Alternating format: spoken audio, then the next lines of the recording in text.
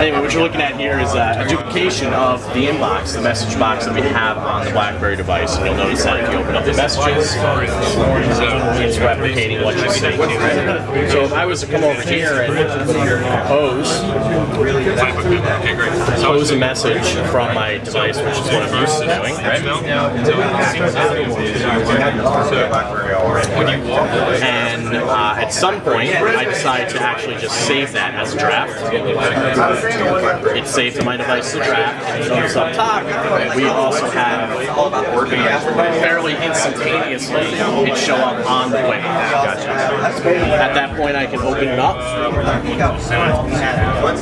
I can bring up my keyboard by swiping. I can complete the email, and then I'll send it from the playbook, and it'll show up as sent on this device here. So is all of this getting synced with the back end of the BES or the BIS server, or is this actually like a device, like is it getting replicated on the device? It's all being transmitted through that Bluetooth connection. Now, when you mention BES, you get into a situation where you start running into certain organizations that have various IT policies in place. The BES administrators, the IT decision makers will love bridging because their IT policies will still apply on a BlackBerry PlayBook. And so we have that sent right here.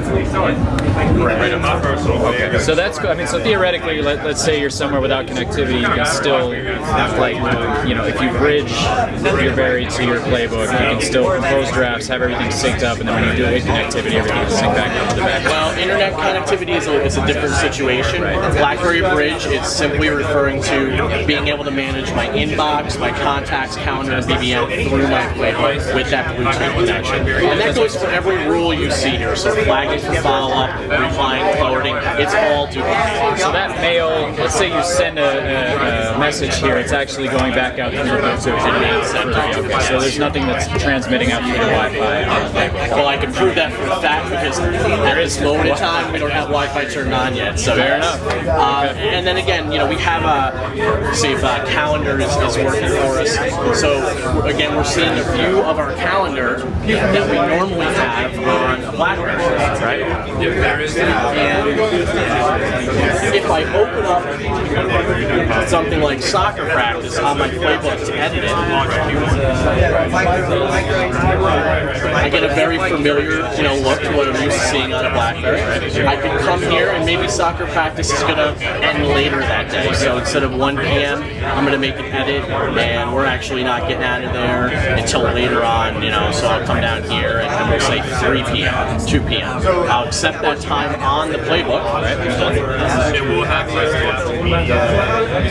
and since I've accepted that on my playbook, if I were to come back to my BlackBerry device and find soccer practice, that 1 p.m. has been updated.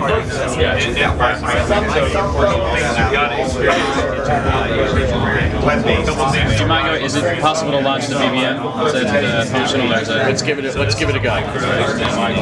And when we launch BBM on Bridge, we're going to see a